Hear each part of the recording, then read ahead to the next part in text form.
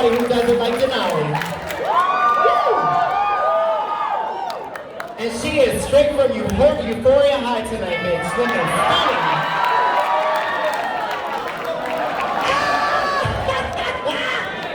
Denali, you want to say hi to the kids?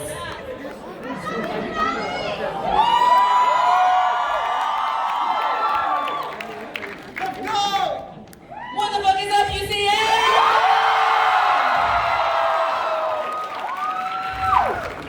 I have one thing to say. Gay, gay, gay, gay, gay, gay. Yes! Yes!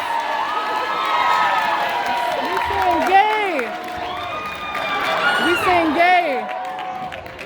Period. Did I do a no? How are we feeling tonight? Oh, it feels so good to see so many beautiful people, blue-haired people, queer people, you know what I'm saying?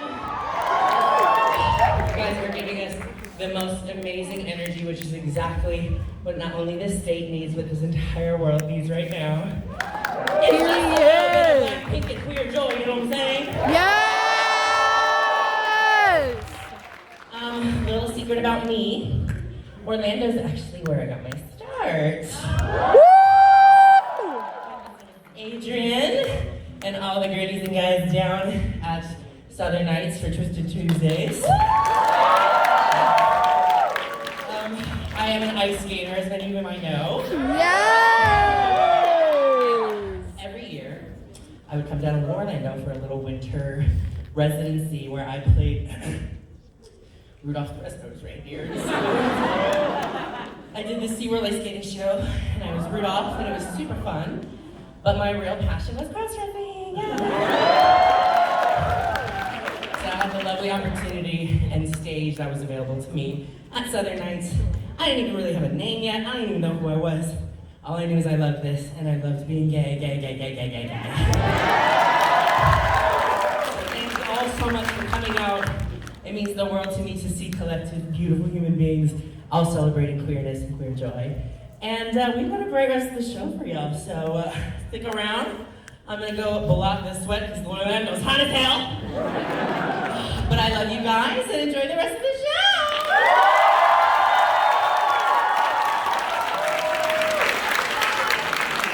One more time for Denali! She will be back so soon with another incredible.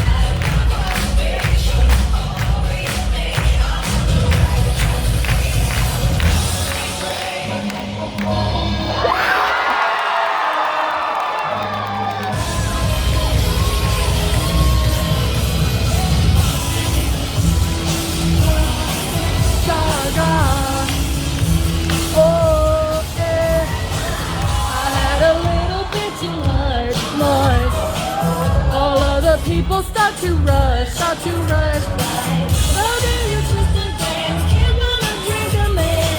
With all my keys, I lost my phone. Right, stop, out on the floor.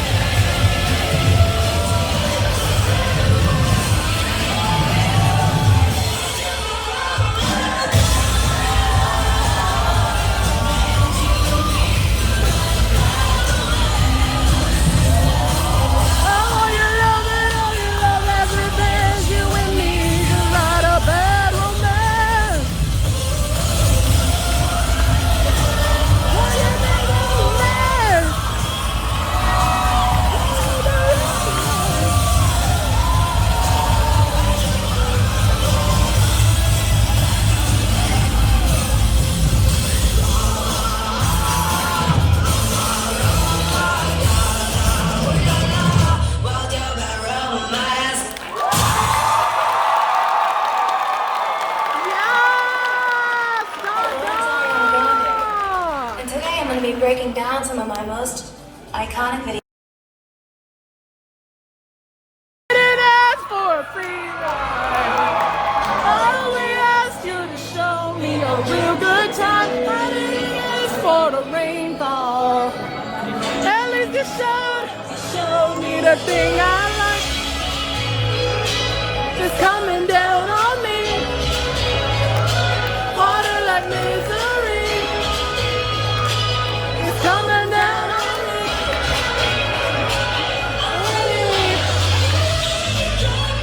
At least I'm alive. Rain on me, rain, rain, rain on me, rain, rain. I love the driver. At least I'm alive. Rain on me, rain, rain.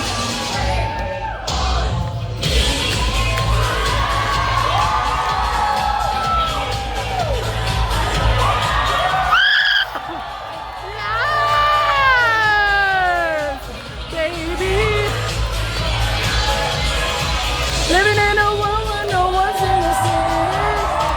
Oh, but at least we try. Baby, gotta live my truth, not keep it bottled in, so I don't lose my mind. Baby, on my skin, it's coming down on me. Water like misery. On me, let it wash away.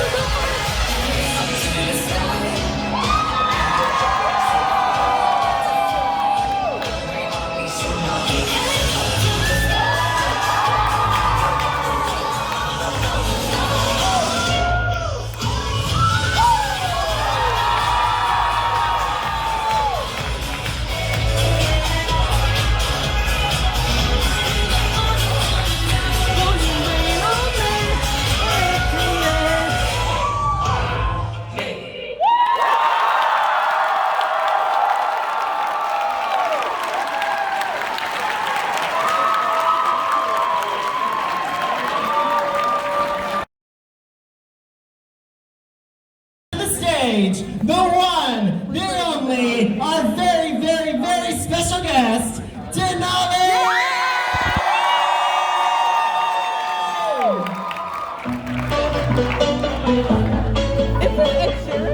No, it's Charlie, baby! It's Charlie! Ah! It's the Charlie! You're killing me! This way!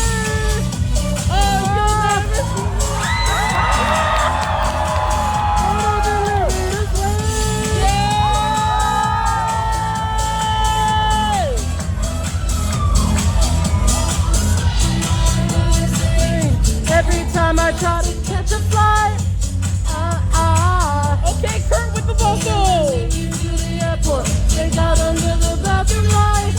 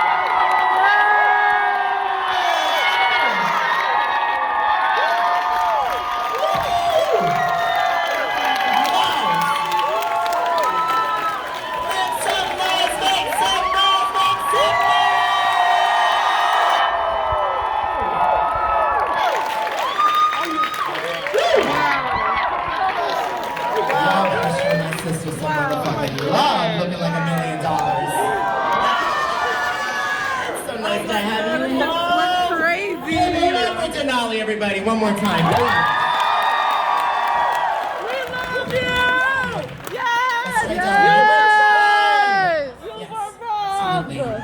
All right, y'all. Did y'all enjoy the show? There's just a little bit more. We're about to have a panel with Denali, where we're going to ask her some. Either side works. That's perfect. We're here, so we're going to pick these sides. Hi! Hi! How you doing? Say hi to Denali! Hi, UCF. Did y'all enjoy the show? Yay! Listen, that final stunt. Amazing! Did you do it? She was back and she said, I think I'm going to do it, and she did it. I was like, I think the stage is hip height, which means I might be able to pop my pussy on it. We heard them scream, and we all turned to each other and went, she did it. I was like, shit, there's one crescendo left. Go, girl, go! I have not done that stunt since my audition video for You were wrong! Well, speaking of a little show called RuPaul's Drag Race, our first question here is, what is it like to be a queen from Drag Race? I know that's a loaded question. It's a baked potato loaded question. Oh, yeah.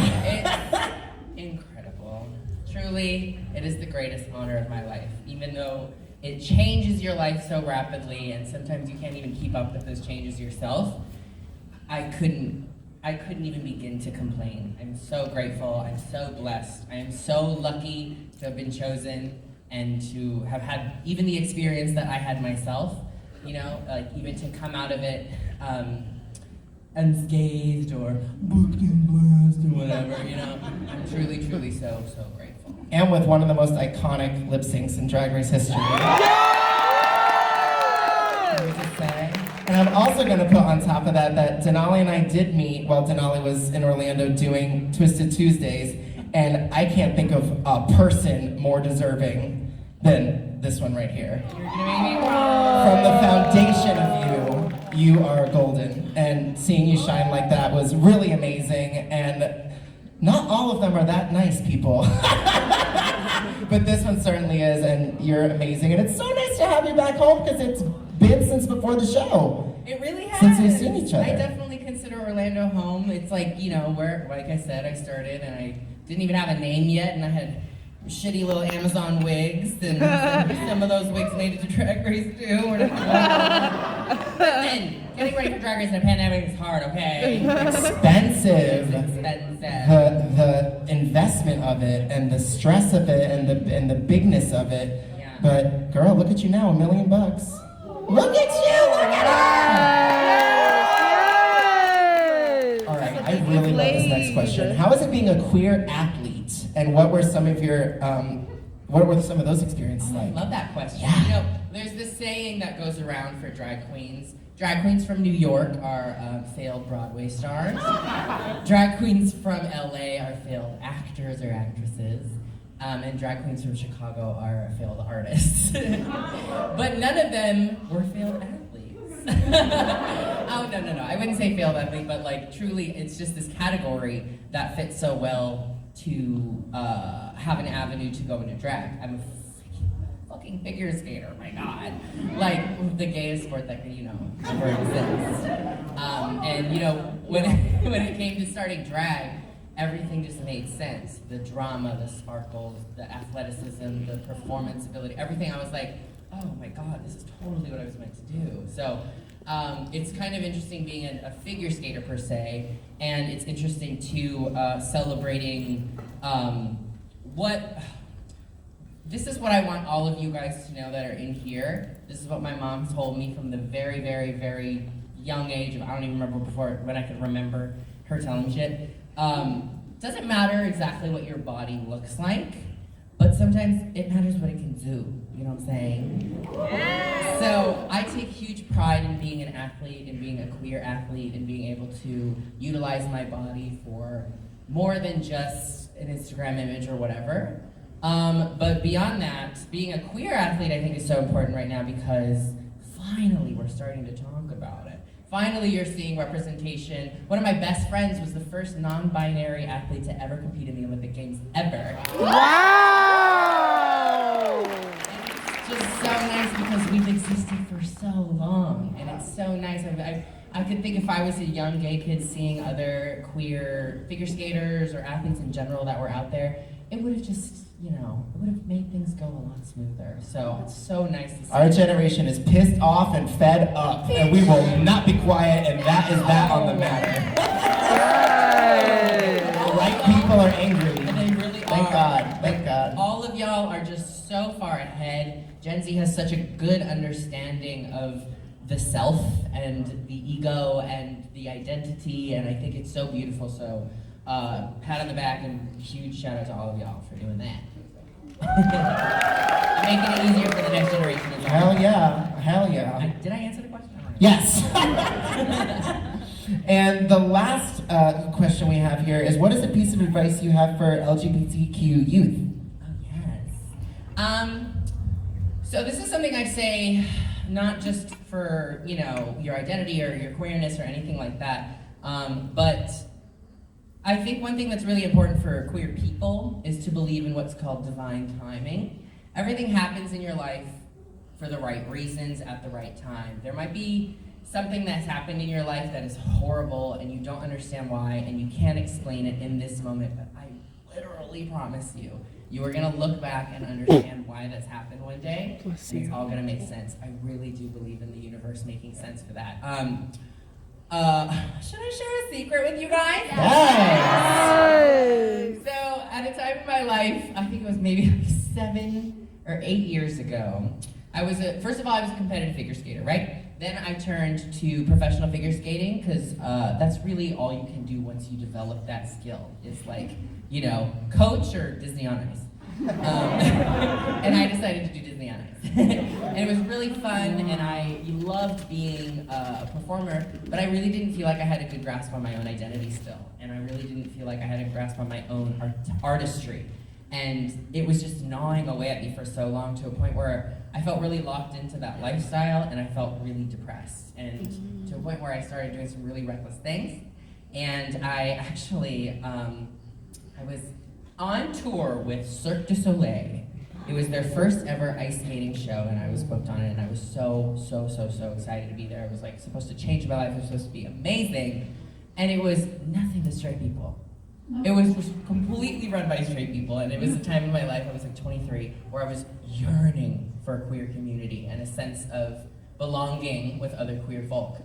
And so I started to kind of act out because I just wasn't in the right place and I wasn't doing the right shit, and I didn't feel like I really knew who I was. So unfortunately I got into some bad habits with drugs, and I got arrested. Oh. I know, no, it's kind of funny. I was in San Antonio, Texas.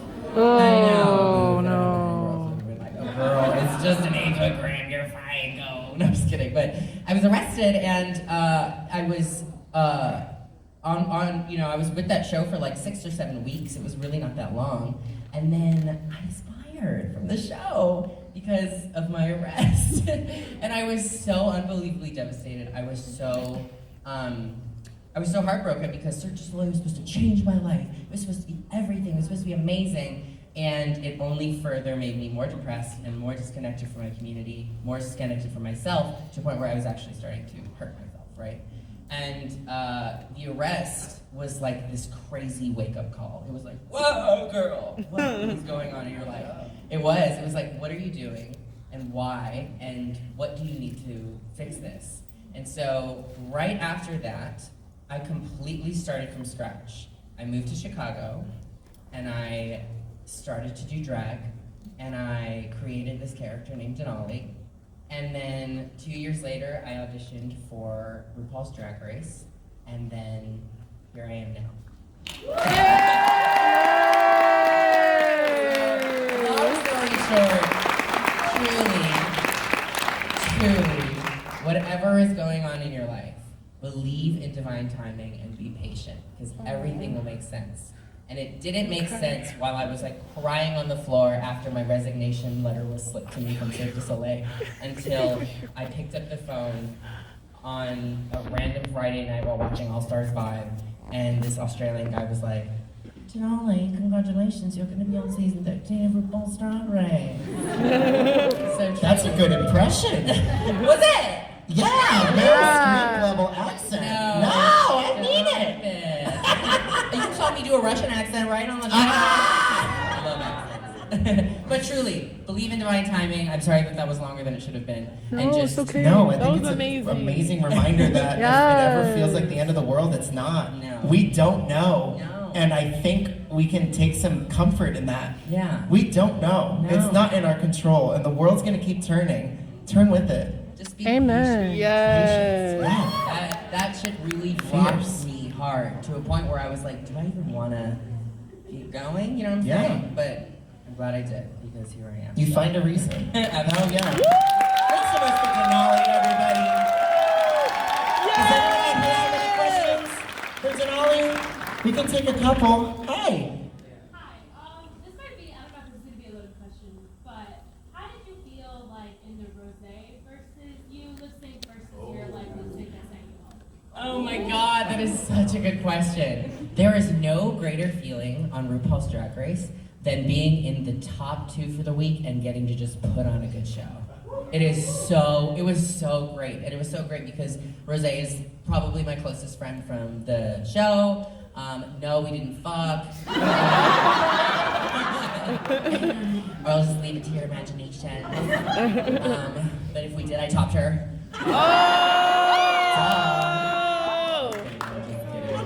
Kidding. It was so fun. It was so much fun.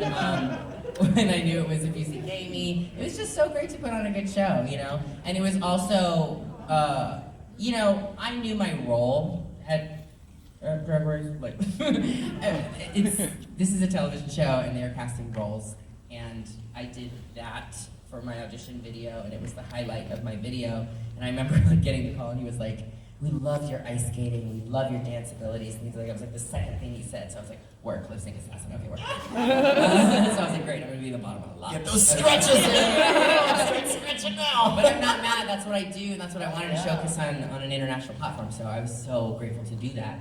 My attitude in Shackles was broken. I wasn't present. I wasn't there. One thing people don't know about Drag Race is it's not union sanctioned, so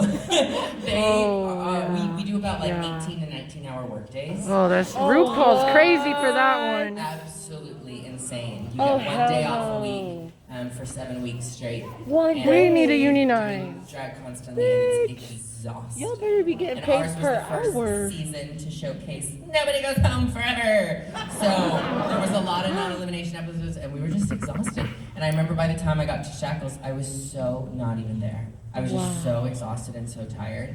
And I remember a lot of people were like, "Why didn't you take off the skirt?" Because Olivia put me into like a gown that had a reveal skirt, right? And then I could have like, you know, moved and like maybe lip synced a little bit harder. I just wasn't even thinking that. I was so tired and I was just so run down that when it came to that lip sync, I just wasn't as present. So I think that was the main difference. I just kind of I don't have any regrets on Drag Race. I don't have any regrets for that lip sync either.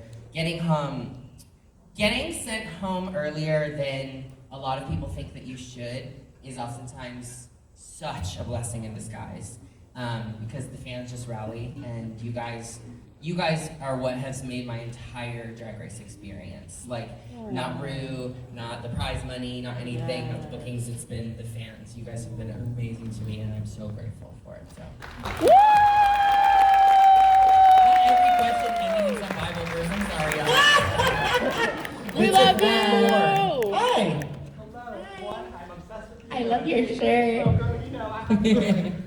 So I'm starting drag currently. This is my drag. Don't do it. I'm just kidding. I know. It's scary. Anyways, I love it. what were the first few lessons that you learned starting drag? And I guess what are the key things you've learned since then? That is so great. The first lesson I learned is find your tribe, find your people, find your community. Drag is impossible to do by yourself. You need a team, you need a family, you need people that are gonna help you do it together. Some people are amazingly talented and can do it all by themselves. It's just a lot more work and it's a lot more exhausting.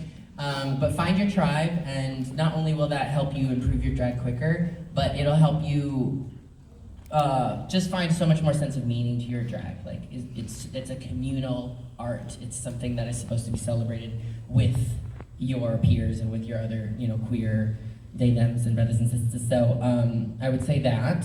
And what was the second part of the question? Just like, what have you learned since starting? I've learned how to secure my wigs a lot better.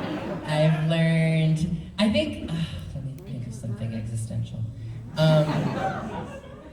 I've just learned a lot more about my own self through her. Like, Denali has just become an extension of Cordero, who is my boy name, but it's really helped me just find a lot more meaning to my own personal identity. And I think that she's just really, I don't know, she's just really been like so didactic and so personal and so amazing. So being able to develop your own drag character will help you learn so much more about yourself is all. All right, y'all. Now's when you're gonna give it up. Ooh, we got one more? Yeah. We're gonna take one more. Yeah, sure. Hi. Hi, sweetheart. How has your Hispanic Latino heritage influenced your artistry? Oh, yes, David. Yes, David Gomez Palino. Yeah, eso. It's everything. I mean, this is another part to, Denali. She has helped me re-embrace my Latin heritage a lot because growing up in Alaska in a half-white, half-Latin household and feeling, my mom wanting to not speak Spanish and shy away from, doing a lot of her own Mexican traditions and really assimilating and being white and stuff. I was like, I look back at my childhood and I get frustrated with her a lot because I was like, I wish that we had celebrated more as a family. And whitewash. I had the same experience. Very Two Cuban whitewash. parents. And I think that happens a lot in places like Florida, Texas, California, anywhere that there's a lot of Latin community because we are meant to, be white, be whitewashed or whatever. And it's especially hard if you're in a mixed household. But it's helped me re-embrace the pride that I have to be Latina and to be Mexican. And I have a drag family back in Chicago, the Fox family. My drag mother, Camilla Fox, is like the Mexican queen of Chicago.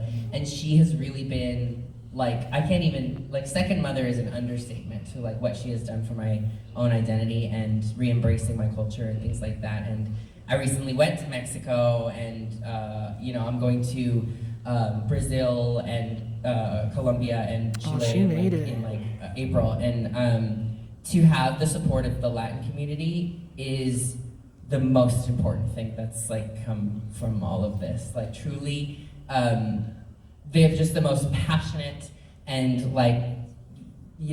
fighting, amazing, incredible, supportive people. And I'm so, so proud to give them my little Becky G number. I want your love, whatever. I'm truly so proud. So it's really helped me re-embrace my love to be Mexicana. Mi gente.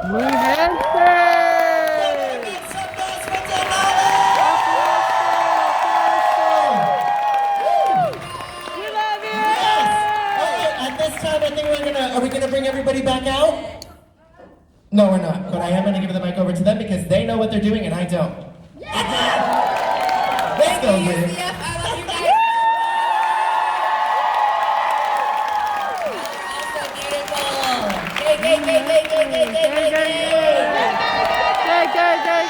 Gay. And we gotta unionize the drag community. Yeah, what the fuck? Woo, what's your name? You want to give a big